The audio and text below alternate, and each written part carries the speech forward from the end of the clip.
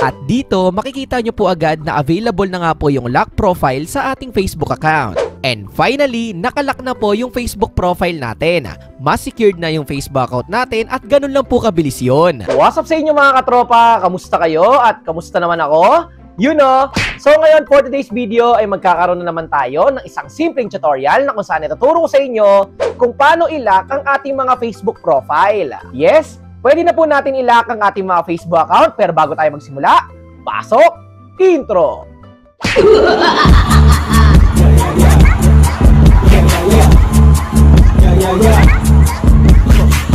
May good news nga po ako sa inyo dahil nagbabalik na po ang lock profile sa ating mga Facebook account. Ang kagandahan po nito ay mas masesecure na po natin ang ating mga Facebook account. At kung ready ka na, punta na tayo sa tutorial. Let's go! Yes, may bagong update nga po si Facebook at nagbabalik na at available na po ulit yung lock profile. Kaya ituturo ko sa iyo ang mabilis na paraan kung paano nga ba ma-lock ang Facebook profile. Tara! Simulan na natin. Ang unang step ay buksan po muna natin ang ating Facebook account. Para makapag-lock po tayo ng ating Facebook profile, ang simpleng reminder ko lang po sa inyo ay pumunta po muna kayo sa inyong Google Play Store. Dito po ay search lang po natin yung Facebook at dapat ma-make sure po natin na updated po yung Facebook application natin. At kapag updated na ay simulan na po natin. Pindutin lang po natin yung tatlong line sa gilid. Makikita po natin dito yung Facebook profile natin at pindutin lang po natin yan. At kung makikita nyo po dyan ay normal pa rin yung Facebook account ko at syempre ilalak po natin yan. Ang next step na kailangan po natin gawin ay pindutin lang po natin yung tatlong bilog sa gilid. At dito makikita nyo po agad na available na nga po yung lock profile sa ating Facebook account. At yes, ayan po yung bagong update na binigay po ni Facebook sa atin para masecure po ang ating Facebook account. Nagbabalik na nga po yung paglalak ng ating Facebook profile. At para malak po natin yung Facebook account natin ay pindutin lang po natin yung lock profile. At dito may nakalagay po na lock your profile. Make your photos and posts more private in one step. At lagi ko nga sinasabi na sana bumalik na nga yung lock profile at ito na nga pinagbigyan na po tayo ni Facebook. Ang kagandahan kapag nakalock po yung Facebook profile natin ay hindi po makikita ng ibang tao na magvi-visit ng Facebook account natin yung mga pictures, posts, and stories or my day natin sa ating Facebook profile. And also, makakaiwas po tayo sa mga stalkers dahil hindi nga po pwedeng ma-screenshot yung mismong Facebook account natin. At dahil available na po sa Facebook account natin ay pindutin lang po natin yung lock your profile. And finally, nakalock na po yung Facebook profile natin. Mas secured na yung Facebook account natin at ganun lang po kabilis yun. At dito, pindutin lang po natin yung OK na nasa baba at makikita nyo po agad dyan na may nakalagay sa Facebook account nyo na you lock your profile. At dahil finally, nakapag-lock na po tayo ng ating Facebook profile, ngayon naman po ay papakita ko sa inyo kung ano nga ba yung lumalabas sa screen ng mismong nagvi-visit ng Facebook account ninyo. Lalo na dun sa mga strangers or sa mga stalkers na nagtatry na i-visit lagi or bisitahin yung mismong Facebook account mo. At dahil nakapag-lock na po tayo ng Facebook profile natin kanina, ayun po yung gagamitin natin na example.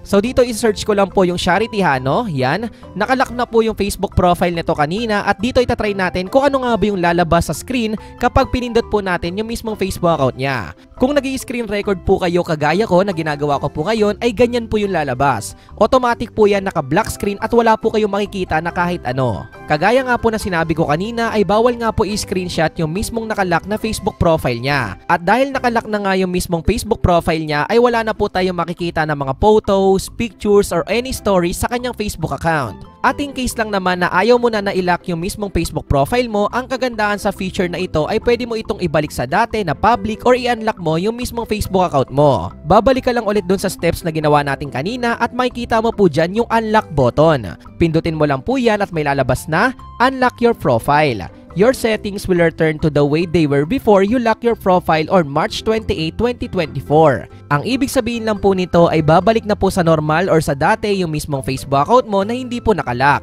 At kapag gusto mo po yon ay pindutin mo lang po yung unlock your profile na nasa baba. At ayan, you unlock your profile. At syempre, nakapublic na ulit yung mga posts, pictures, stories, or my day mo sa mismong Facebook account mo. Pero kung para po sa akin ay syempre mas maganda po talaga kung nakalock po ang ating mga Facebook profile. Unang-una ay mas masisecure po natin ang ating mga Facebook account laban dun sa mga nagvi-visit ng Facebook account natin na hindi naman natin kilala. May iwasan na makita nila yung mga dating post natin, pictures, my day, and stories po natin sa ating Facebook account. Kaya kung gusto nyo pong naka-private yung mga nakalagay sa mismong Facebook account ninyo ay mas magandang option yung pag-lock ng Facebook profile.